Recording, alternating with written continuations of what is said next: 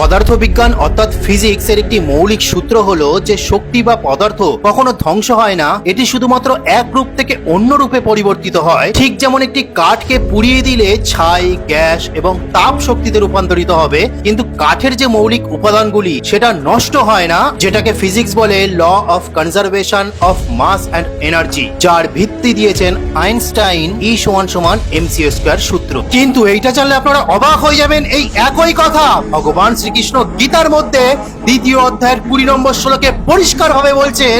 কি বলছেন? হে পার্থ, এই আত্মা কোনো কালে জাত বা মৃত হন না, কারণ বস্ত্র পরিবর্তন করে নেন। আত্মা হয়ে অন্য কিছুতেও পরিবর্তন হয় না, কারণ এই আত্মা অজন্মা, নিত্য, শাশ্বত ও পুরাতন। দেহ নাশ হলেও আত্মার বিনাশ হয় না।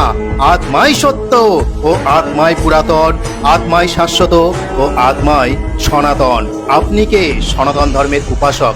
অর্থাৎ বলছে যে আত্মার কোনো বিনাশ হয় না, শুধুমাত্র সে বস্ত্র পরিবর্তন করে।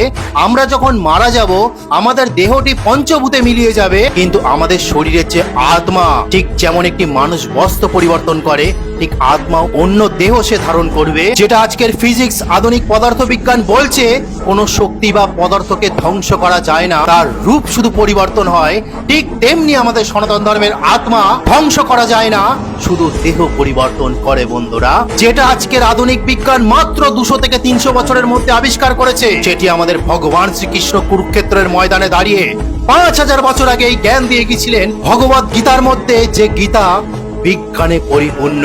তাহলে আমি সনাতন ধর্মকে নিয়ে কেন গর্ব করব না? যেটা আজকের পদার্থ বিজ্ঞান বলছে সেটা ভগবান শ্রীকৃষ্ণ 5000 বছর আগে বলে দিয়ে গেছেন। পদার্থ বিজ্ঞান শক্তিকে অবিনশ্বর ভাবে, আমরাও সেই আত্মাকে অবিনশ্বর ভাবি।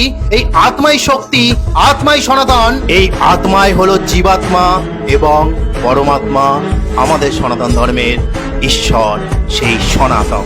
তো ওটা আজকে বলার ছিল। হরে কৃষ্ণ।